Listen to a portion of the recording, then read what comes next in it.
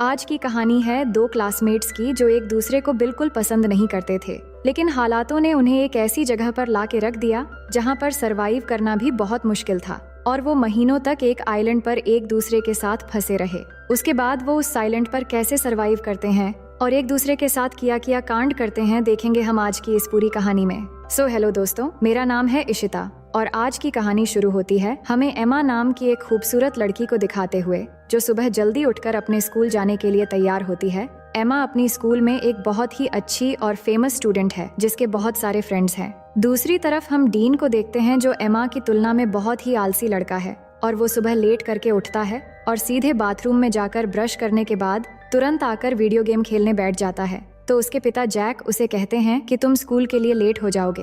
वहीं हम एमा और उसकी छोटी बहन स्टेसी को देखते हैं जिनको उनकी माँ बारबरा स्कूल छोड़ने आती है। उसके बाद एमा स्कूल में पहुंचकर अपने बेस्ट फ्रेंड लिजी से मिलती है और जब वो बातें कर रहे थे तभी स्टीफन नाम का एक स्टूडेंट आकर एमा को हाई कहता है और ये देखकर लिजी एमा को चिढ़ाने लगती है। अब उसी दिन क्लास में मिस्टर क्रिश्चियनसेन जो उनके टीचर हैं वो बताते हैं कि बस अगली सुबह ठीक 7 बजे ट्रिनिडाड आइलैंड के ट्रिप के लिए निकलेगी और वो आगे बता ही रहे होते हैं कि एमा क्लास में लेट पहुंचती है और डीन भी पीछे से आकर एमा से टकरा जाता है और उसे सॉरी शहजादी कहता है। इसके बाद जब मिस्टर क्रिश्चियनसेन ट्रिप के बारे में और जानकारी दे रहे थे तभी लिजी एमा से कहती है कि डीन भी ट्रिप पर जा रहा है अपने पिता के पैसों की वजह से और फिर वो डीन को देखकर मुंह बनाती है। अब लंच के समय लिजी अपने दोस्तों को एमा और स्टीफन के बीच सुबह जो हुआ वो बताती है और कहती है कि ट्रिप में जाकर हमारे पास 1 हफ्ता होगा अपना जादू चलाकर एमा को स्टीफन के साथ एक्शन कराने के लिए। पर एमा कहती है कि हमें ये सब छोड़कर ट्रिप पर ध्यान देना चाहिए। अब सभी जब बातें कर रहे थे तभी एमा की नजर डीन पर पड़ती है जो चाकू से सेब काट रहा था। अब थोड़ी देर में मिस कोलियर जो एक टीचर है वो डीन के पास आकर उसे स्कूल में चाकू लेकर आने के लिए डांटती है और फिर उसे प्रिंसिपल के ऑफिस में ले जाती है। फिर लिजी अपने दोस्तों से कहती है कि एमा को डीन जैसे लड़कों के साथ नहीं रहना चाहिए जब स्कूल का एक हॉट लड़का एमा को पसंद करता है। अब अगले दिन सुबह एमा तैयार होती है ट्रिप के लिए और अपने माँ बारबरा और पिता फिल को थैंक यू कहती है उसे ट्रिप पर जाने देने के लिए। दूसरी तरफ डीन ट्रिप पर नहीं जाना चाहता तो उसके पिता जैक उसे कहते हैं कि उसके स्कूल के नियम को तोड़ने के बाद भी उन्होंने कितनी मेहनत की उसे ट्रिप पर जगह दिलाने के लिए, जिसके बाद वो जाने के लिए मान जाता है। अब आगे हम देखते हैं कि मिस्टर क्रिश्चियनसेन सबको बस में चढ़ने के लिए कहते हैं। अब बस में चढ़ते वक्त स्टीफन एमा से पूछता है कि कैसी हो एमा, जिससे लिजी एमा को फिर से चिढ़ाती है पर एमा उस पर ध्यान नहीं देती। अब कुछ समय के अंदर वो ट्रिनिडाड आइलैंड पहुंच जाते हैं और बस से उतरते समय मिस कोलियर सबसे कहती है कि सब कुछ देर पूल में एंजॉय कर सकते हैं पर डिनर से पहले सबको आ जाना है और अगले दिन से प्रोग्राम शुरू करेंगे। अब कुछ देर बाद एमा और उसके सभी दोस्त पूल में जाते हैं जहां एमा स्टीफन से मिलती है और सब एक साथ पूल में मस्ती करने लगते हैं, लेकिन डीन बिल्कुल अकेला बैल्कनी से ये सब देख रहा होता है। अब उसी शाम एमा की एक फ्रेंड लिजी और एमा को आकर बताती है कि स्टीफन ने उन्हें पार्टी पे बुलाया है जो यहाँ के एक लोकल बोट में हो रही है, लेकिन एमा ये सुन के मना कर देती है पर उसके दोस्त जिद करके उसे मना लेते हैं। उसके बाद वो पार्टी के लिए बोट पर चले आते हैं और वहां पहुंचने के बाद एमा हेलन को पार्टी में ढूंढने लगती है पर तभी वो देखती है कि स्टीफन किसी और लड़की को किस कर रहा है और ये देख के एमा वहां से जाने लगती है और वही साइड से ये सब डीन भी देख रहा होता है। तभी वो एमा से कहता है कि तुम्हारा बॉयफ्रेंड तो मजा कर रहा है, तो वो डीन से कहती हैं कि तुम्हें इन सब से कोई मतलब नहीं होना चाहिए। अब अचानक वहाँ पुलिस आ जाती है क्योंकि पुलिस को पता चल गया था कि यहाँ स्टूडेंट पार्टी में ड्रग्स ले रहे हैं और सबको बोट के सामने की तरफ आने को कहते हैं। तभी अचानक पैर फिसलकर एमा पानी में गिर जाती है और उसे गिरते हुए डीन देख लेता है तो वो भी उसे बचाने के लिए पानी में कूद जाता है और फिर उसे बचाकर एक छोटी बोट में ले जाता है। अब उस बोट की रस्सी बड़े बोट से जुड़ी हुई थी तो डीन उस रस्सी को काट देता है और एमा के पूछने पर वो कहता है कि मुझे पुलिस के झंझट में नहीं पड़ना है, पुलिस के जाने के बाद हम बड़े बोट तक पहुंच जाएंगे। लेकिन थोड़ी ही समय के अंदर वो बोट उनसे काफी दूर चला जाता है और तभी वहाँ पर तूफान शुरू होने वाला होता है, लेकिन डीन देखता है कि इसमें तो मोटर ही नहीं है। तभी उनके सामने से अचानक एक बड़ी सी लहर आती है और दोनों कस के बोट को पकड़ लेते हैं। इसके बाद सुबह हो जाती है और दोनों लहरों की वजह से बोट के साथ अरेबियन सागर में पहुंच गए थे।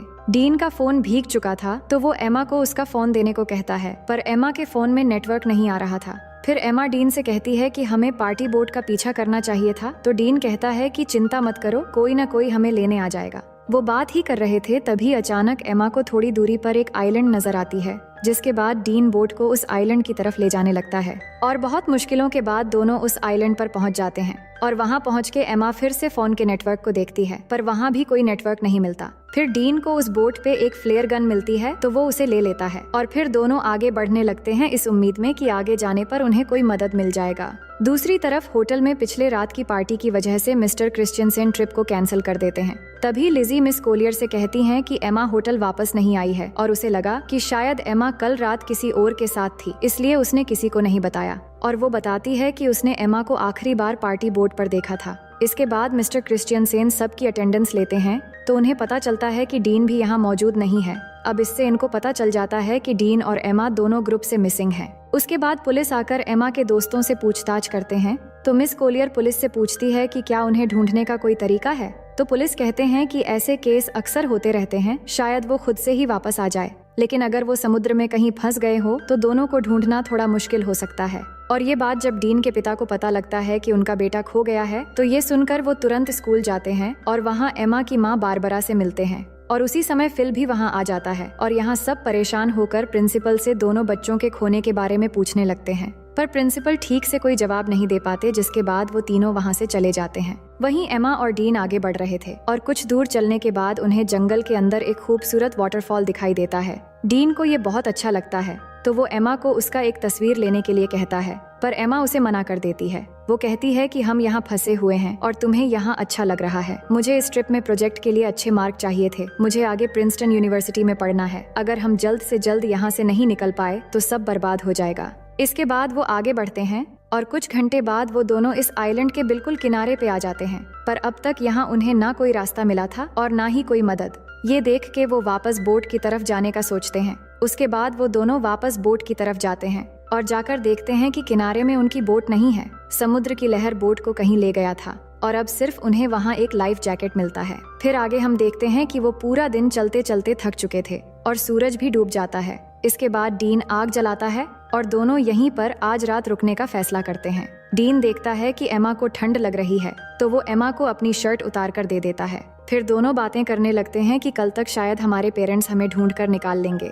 अब आगे हम देखते हैं कि सुबह हो जाती है और डीन जागकर देखता है कि एमा यहाँ नहीं है, तो वो उसे ढूंढते हुए जाकर देखता है कि एमा समुद्र के किनारे पर SOS लिख रही है। तो वो पूछता है कि तुम क्या कर रही हो, तो वो कहती है जान बचाने की कोशिश कर रही हूँ और हमें पीने के लिए पानी ढूंढना होगा। उसके बाद डीन स्विमिंग करने चला जाता है और एमा उसे देखने लगती है। दूसरी तरफ होटल में मिस्टर क्रिश्चियनसेन एमा और डीन के बारे में उनके पेरेंट्स को बताते हैं कि पुलिस उन्हें ढूंढ रहे हैं और पुलिस को एक छोटी बोट मिली है जिस पर शायद वो दोनों थे। फिर जैक कहते हैं कि अगर पुलिस कुछ कर नहीं पा रही है तो हम किसी प्राइवेट रेस्क्यू टीम को काम पर लगा सकते हैं, पर मिस्टर क्रिश्चियनसेन कहते हैं कि पुलिस अपना काम अच्छे से कर रही है और वो जल्द से जल्द बच्चों को ढूंढ निकाल लेंगे। वहीं हम देखते हैं कि एमा पीने के लिए पानी ले रही है, तभी उसे अजीब सा कुछ महसूस होने लगता है। उसे लग रहा होता है कि उसके आसपास कोई है और उसे देख रहा है, तो वो घबराकर वहाँ से चली आती है। इसके बाद दोनों मिलकर धूप से बचने के लिए पत्तों से एक छोटी सी झोपड़ी तैयार करते हैं और थोड़ी देर बाद एमा समुद्र के किनारे बड़ा करके SOS लिखती है ताकि रेस्क्यू टीम अगर यहाँ से गुजरे तो वो उन्हें मिल जाए। फिर दोनों को जो भी इस आइलैंड पे खाने लायक मिलता है वो ढूंढ के खाने लगते हैं और डीन को केले का एक पेड़ मिलता है, तो वो तोड़ के दोनों पेट भर के खाते हैं। अब इस आइलैंड में गर्मी बहुत होती है और एमा फुल पैंट नहीं पहन सकती और वो पैंटी पहनकर भी नहीं रह सकती, तो वो अपनी फुल पैंट को काट के शॉर्ट कर लेती है। इसके बाद एमा देखती है कि डीन उस झोपड़ी में आकर सो रहा है, तो वो भी उसके पास आकर सो जाती है। तभी अचानक डीन एमा की तरफ मुड़ता है और उस पर हाथ रख देता है, पर एमा को ये अच्छा लगता है और वो कुछ नहीं कहती। फिर अगले दिन जब एमा वाटरफॉल में नहा रही होती है, तब डीन आकर उससे सनस्क्रीन मांगता है, तो एमा डीन को कहती है कि मैं यहाँ नहा रही हूँ, तुम दूसरी तरफ जाओ। तो डीन कहता है कि तुम ही ने तो मुझे यहाँ पहरेदारी करने के लिए कहा है। ये सुन के एमा कहती है कि इस आइलैंड में कोई और भी है, इसलिए मैंने कहा था। उधर होटल में बारबरा एमा को लेकर बहुत परेशान थी और न्यूज में ये बताया जा रहा था कि एमा और डीन के गायब होने की केस अब ऑफिशियल हो गई है और अब पुलिस को लगता है कि वो दोनों मर चुके हैं और अब वो उनकी लाश ढूंढ रहे हैं। और फिल तैयार हो रहा था घर जाने के लिए, क्योंकि एमा की छोटी बहन स्टेसी घर में अकेली है, पर बारबरा अभी भी घबराई हुई है। तो फिल बारबरा से कहता है कि एमा मिल जाएगी और ये कह के वो उसे गले लगा लेता है। जिसके बाद अगले दिन जैक बारबरा के साथ हेलीकॉप्टर लेकर एमा और डीन को ढूंढने निकल पड़ता है और वही आइलैंड में थोड़ी देर के बाद रात होने वाली है। और एमा डीन को बता रही होती है कि वो अपने परिवार को बहुत याद कर रही है। तभी डीन को वहाँ पर किसी इंसान की खोपड़ी मिलती है, तो एमा उसे देखकर बहुत डर जाती है और कहती है कि ये भी हमारी तरह शायद यहाँ फंस गया होगा और इसकी ये हालत हो गई और अब हमारी हालत भी शायद इसी के जैसा हो जाएगा।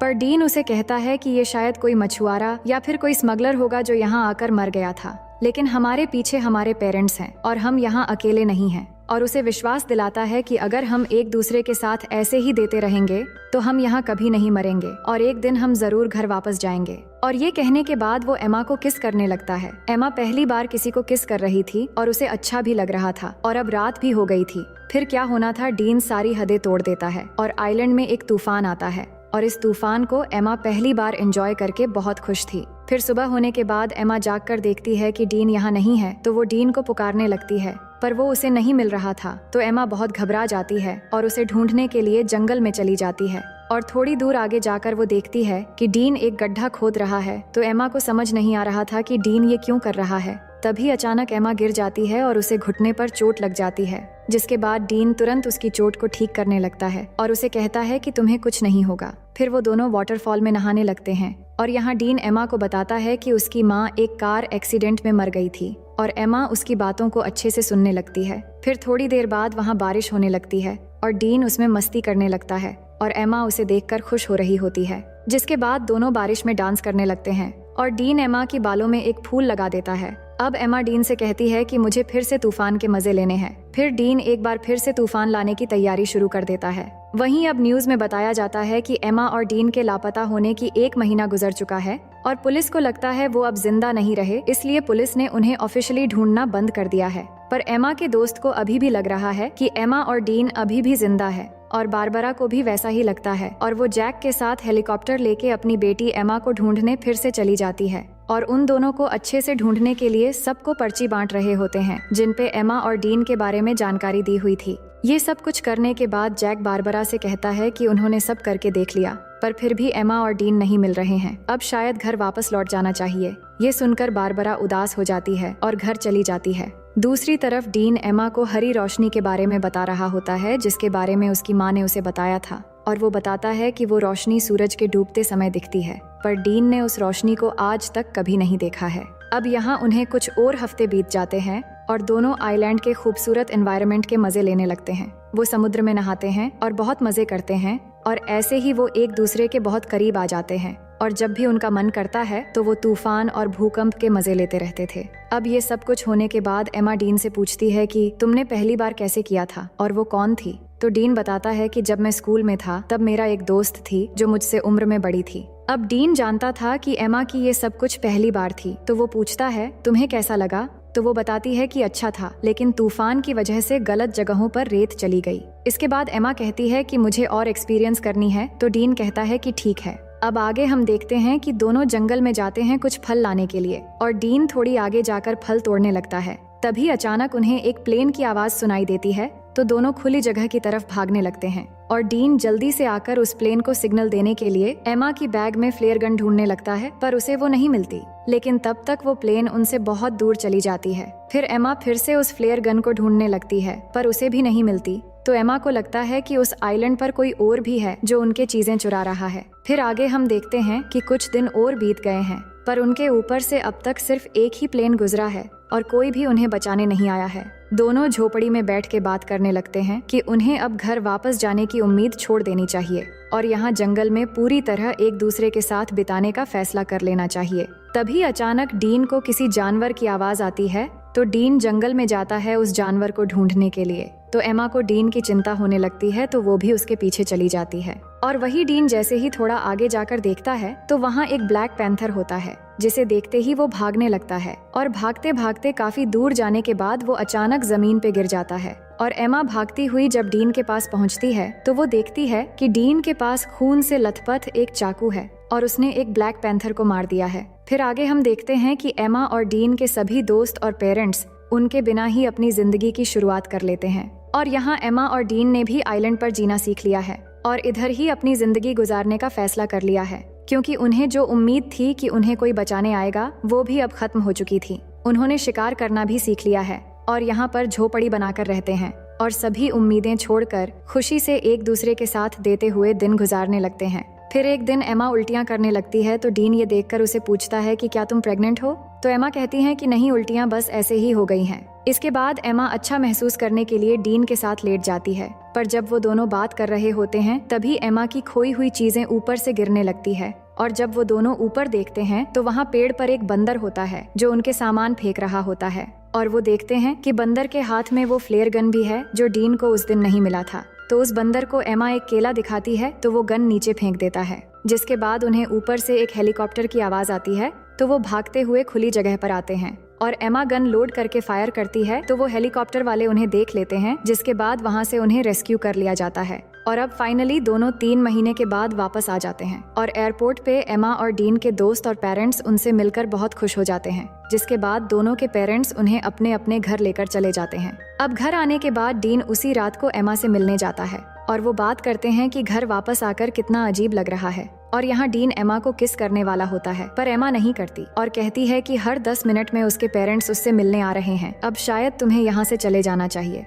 और कहती हैं कि हमारे आने की खुशी में मेरे पेरेंट्स ने एक पार्टी रखी है तो तुम्हें भी आना है। फिर अगले दिन पार्टी पे सब जमा होते हैं और एमा के पेरेंट्स सबको कुछ कहने लगते हैं उनके बच्चों के वापस आने पे। इसके बाद स्टेसी डीन से पूछती है कि तुम सबके साथ क्यों नहीं हो? तो डीन कहता है कि मुझे सबसे घुलना मिलना अच्छा नहीं लगता। इसके